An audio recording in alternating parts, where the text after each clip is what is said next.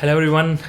सो जैसे कि मैंने अपनी पिछली वीडियो में बताया, I had my birthday 19 July and जैसे कि मैं बहुत सारी बुक्स पढ़ता हूँ एंड मुझे लगा कि अब की बार बर्थडे बैठ के सोचना चाहिए कि अभी तक लाइफ में क्या सीखा, क्या किया and what do I want to do next.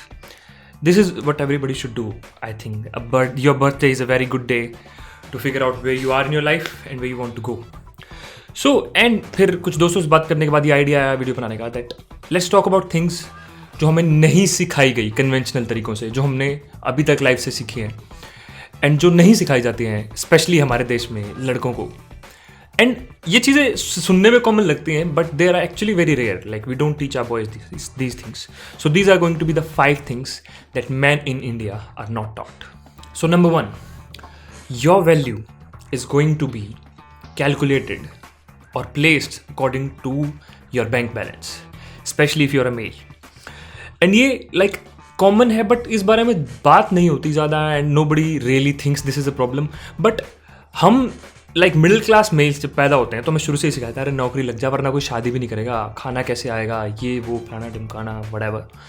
But this is a real thing that men are like, women always say that why are we women judged by our looks?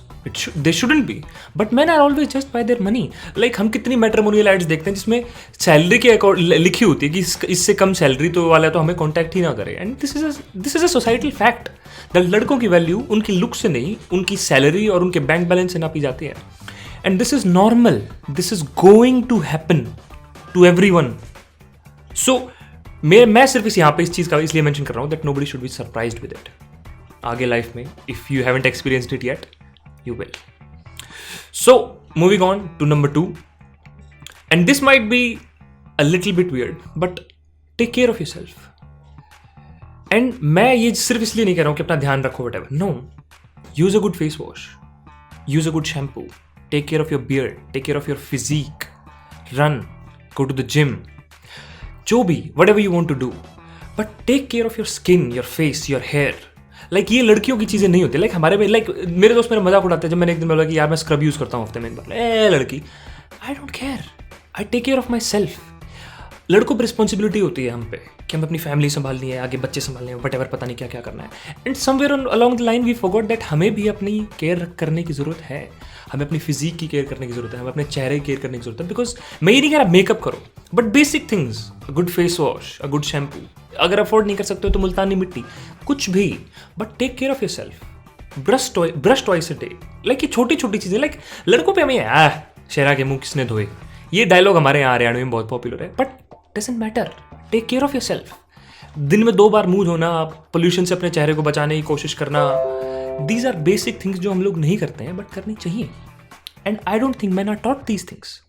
So take care of yourself. Number 3, it's okay to be emotional sometimes. हमारे यार लड़कों को यह सिखाया जाता है कि भाई बी ए मैन, फलाना ढिमकाना व्हाटएवर. बट यार बात ये है कि इमोशंस तो सब में होते हैं. हमें यह सिखाया जाता है कि दबा के रखो अपने सारे दर्द परेशानियों को, घुट के मर जाओ पर किसी को बताना मत. मजा लो तुम्हारी आंख से एक आंसू टपक जाए कभी. I don't know why is that.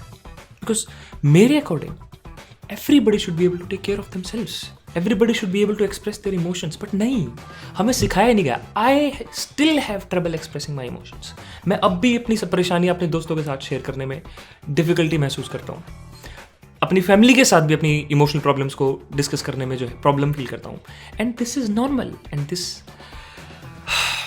सो मेरी एडवाइस सभी से, and this is going to take some work. ये लगेगा कि आसान है, इट्स नहीं है.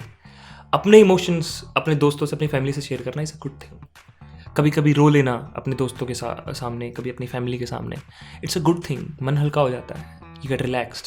अपनी परेशानियाँ शेयर करने से परेशानियाँ हल्की हो जाती हैं. सॉल्व नहीं होती बट हल्की हो जाती हैं. Okay, so moving on to the next thing. Number 4, society is stacked against you.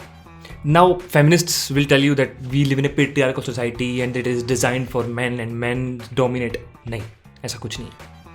Society stacked against man. If you look at the statistics, आप स्टेटिस्टिक्स छोड़ो, आपके स्कूल कॉलेजेस में आप याद करिए कि जो लोग फेल हो रहे थे, फेल होकर निकल रहे थे, या जो फेलियर्स थे, उसमें से कितने % लड़के थे? I would say over 90%. And ये बहुत कॉन्स्टेंट चीज़ें हैं. नशे में ज़्यादा कौन पड़ता है? लड़के. बाहर जब आप सड़कों पे देखते हो तो होमलेस लोग होते हैं, उनमें जब मैक्सिमम मेल्स होते हैं। जब आप किसी को नशे के में धुत सड़क के किनारे पड़ा देखते हैं, they are all males. And कैसे होता है ये? नॉट देर आर, इसके बहुत सारे रीजंस हो सकते हैं जो हम आगे अपनी वीडियोस में डिस्कस करेंगे, but the thing is that rules are stacked against you. तुम्हें प्रोटेक्शन के लिए, तुम्हारी प्रोटेक्शन के लिए लॉज कम मिलेंगे तुम्हें। You are more likely to fail. Don't be surprised with it. ये मत सोचो कि सोसाइटी की जो, अगर तुम्हें फेमिनिस्ट बता रहे हैं it's male dominant and patriarchal, तो तुम्हें कोई हेल्प मिलेगी। No, you won't get any help. It's up to you. And the last and maybe the most important point is be careful who you date और marry. Now हम एक mains right channel है, so and बहुत सारे लोग ये कहना चाहेंगे कि शादी करने की जरूरत नहीं, बस शादी मत करो, this is the safest way. May be it is, but अभी तक जो मेरी अंडरस्टैंडिंग है, आई डोंट थिंक कोई आदमी या औरत खुश रह सकता है। मोस्टली आदमी और खुश नहीं रह पाएंगे if they don't have long term relationships in their life, specially marriage after 30 after 40। क्या ही करना है जिंदगी में।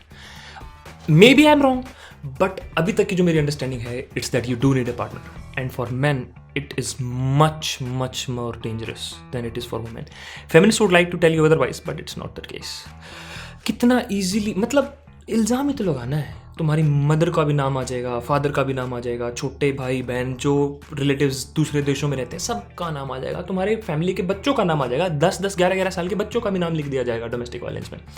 And this is going to happen.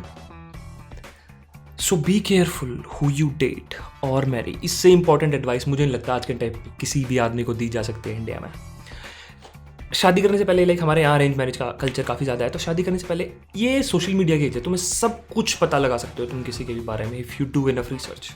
So do your research and enjoy your life. So this will be all. ये मेरी तरफ से लाइफ एडवाइस है लोगों के लिए, and I am not qualified to give life advice to anybody, I know, but ये वो चीज़ें हैं जो मैंने अपनी लाइफ में इनडायरेक्टली या फिर डिफरेंट सोर्सेज से सीखी, बुक्स से या जॉर्डन पीटरसन के लेक्चर्स से एंड बाकी लोगों के जो नॉलेजेबल लोगों से मैं बात करता हूँ उनसे, क्योंकि मुझे कन्वेंशनल तरीके से स्कूल्स या अपने घर पे नहीं सिखाई गई थी।